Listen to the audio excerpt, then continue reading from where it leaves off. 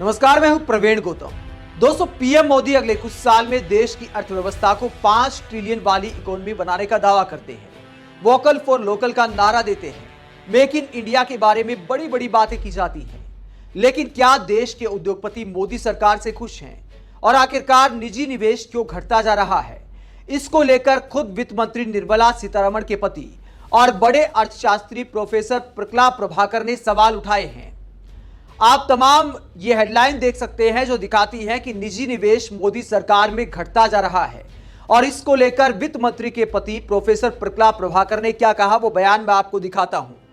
Professor प्रकला Prabhakar देश की अर्थव्यवस्था में भारत के उद्योगपतियों के हालात पर एक बड़ा बयान देते हैं और कहते हैं 2003 से लेकर 2014 तक प्राइवेट इंडस्ट्री का निजी निवेश हर साल लगातार 30% रहा। उसके बाद निजी निवेश इस देश में 19% तक गिर गया। तो जो लोग समझ रहे हैं कि नया भारत अच्छा है तो निवेश क्यों नहीं कर रहे, बोलने से होगा नहीं ना। इसके बाद प्रोफेसर साहब कहते हैं उद्योगपति खुश हैं तो ये हमें कैसे मालूम होगा, उनके निवेश करने से ही पता चलेगा ना।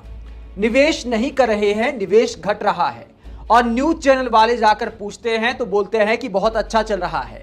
इसका मतलब है कि वो डर रहा है, सच बोलने से डर रहा है। ये क्या है? ये है न्यू इंडिया। तो ये न्यू इंडिया की परिभाषा बताई है वित्त मंत्री के पति और अर्थशास्त्री प्रोफेसर प्रकला प्रभाकर ने। उनका कहना है कि देश के उद्योगपति सच बोलने से डर रहे हैं। हकीकत यह है कि निजी निवेश घटता जा रहा है और बिजनेस स्टैंडर्ड से लेकर इंडिया टुडे के ये आर्टिकल भी इस बात की तस्दीक करते हैं कि देश में निजी निवेश घटता जा रहा है। इसके अलावा एक और पिछले साल की घटना मैं आपको याद दिलाता हूं, जब वाणिज्य मंत्री पीयूष गोयल ने उद्योगपतियों को फटकार लगाई थी। ये द क्विंट की खबर है, क्विंट की हिंदी वाली खबर है। पीयूष गोयल ने भारतीय उद्योग जगत को राष्ट्र विरोधी बताया। सीआईआई ने वीडियो हटाया। तो सीआईआई के एक कार्यक्रम में गए थे पीयूष गोयल उस वक्त, और उसके बाद उद्योगपतियों को ही फटकार लगाई थी कि आप लोग निवेश खुलकर क्यों नहीं करते, आप सिर्फ अपना मुनाफा क्यों देखते हो, राष्ट्र के बारे में क्या आपको कोई चिंता नहीं है। तो इस तरह की फटकार पीयूष गोयल ने उस वक्त लगाई थी। और यही वजह है कि जो निजी निवेश घट रहा है, इसका मतलब है कि उद्योगपति सरकार की नीतियों से खुश नहीं है, सरकार की नीतियों पर भरोसा नहीं है। इसीलिए मनमोहन सिंह सरकार के मुकाबले मोदी सरकार में हमारे देश के उद्योगपति ही हमारे देश में पैसा निवेश करने से डर रहे हैं।